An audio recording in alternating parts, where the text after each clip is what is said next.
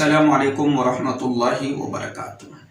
क्या ख़वातीन हालत हैज़ में दीन की किताबें पढ़ सकती है या नहीं पढ़ सकती?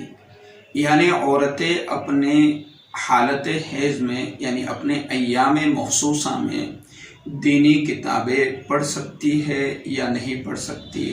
यानी अगर कभी ज़रूरत पड़ जाए औरत को अपने हालत हैज़ में दीनी किताब पढ़ने के या अपने बच्चों को पढ़ाने के लिए या किसी जगह पर पढ़ाने के लिए जाते हो या बच्चे उनके पास पढ़ने के लिए आते हो, तो पढ़ सकते हैं या नहीं पढ़ सकती, या पढ़ा सकती है या नहीं पढ़ा सकती। तो मुकम्मल मसला क्या है इसको जानिए आप।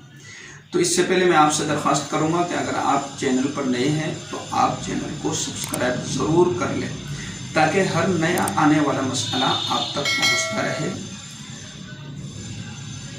तो जवाब यह है कि अगर औरत को ज़रूरत पड़ जाए हालत हैज़ में किताब पढ़ने की या बच्चों को पढ़ाने की और दीनी किताब है तो उसको पढ़ सकती है। पढ़ने में कोई हर्ज नहीं है, कोई नुकसान नहीं है कि शरीयत में इसकी इजाज़त है, इस्लाम में इसकी इजाज़त है कि आपके पास उर्दू की किताब है और उसमें सीरतुन नबी है, इसी तरीके से कुछ अच्छी बातें लिखी हुई, दीन के ताल्लुक़ से बातें लिखी हुई, तमाम के तमाम वाक़यात लिखे हुए, क़िस्से लिखे हुए हैं या कहानियाँ लिखी हुई है, ऐसी कोई किताब है आपके पास, या मसले मसाइल की किताब है आपके पास।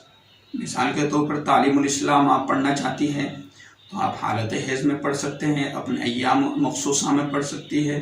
इसी तरीके से आप बहिश्ती ज़बर पढ़ती है या पढ़ाती है या पढ़ना चाहती है या आप कोई मसला उसमें देखना चाहती हैं तो आप उस किताब को पढ़ सकते हैं, देख सकते हैं। इसी तरीके से आप फ़ज़ाइल आमाल की किताब पढ़ते हैं और आपका मामूल है और आप पढ़ना चाहते हैं तो आप हालत हैज़ में भी पढ़ सकते हैं। इसी तरीके से मुंतखब हदीस है और रसूल अरबी है, सीरत मुस्तफ़ा है। तो आप अगर दीनी किताबें पढ़ना चाहती हैं हालत हैज़ में तो पढ़ सकती है, इसमें कोई रुकावट नहीं है। हाँ, अब इसमें इतना ध्यान रखना है और इस चीज़ का ख़ास ख्याल रखना है कि अगर पढ़ते पढ़ते और दरमियान में बीच में कुरान करीम की कोई आयत आ गई तो उसको भी नहीं पढ़ना है, और दूसरे नंबर पर उस जगह पर हमें हाथ भी नहीं लगाना है, यानी अपनी उंगली नहीं लगाना है उस जगह पर कि जिस जगह पर कुरान करीम की आयत लिखी हुई है। तो जिस जगह कुरान करीम की आयत लिखी हुई हो वहाँ पर हमें हाथ भी नहीं लगाना है, और पढ़ते पढ़ते कुरान करीम की आयत आ भी जाए कहीं पर तो हमें उस आयत को पढ़ना भी नहीं है, ज़बान पर पढ़ना नहीं है। ठीक है, ये तो हो गया हमारा मसला बिल्कुल साफ और वाज़ेह तौर पर। तो मसला यही हुआ कि अगर औरत को पढ़ने की ज़रूरत या पढ़ने की नौबत पेश आ जाए तो दीनी किताबें पढ़ सकती है।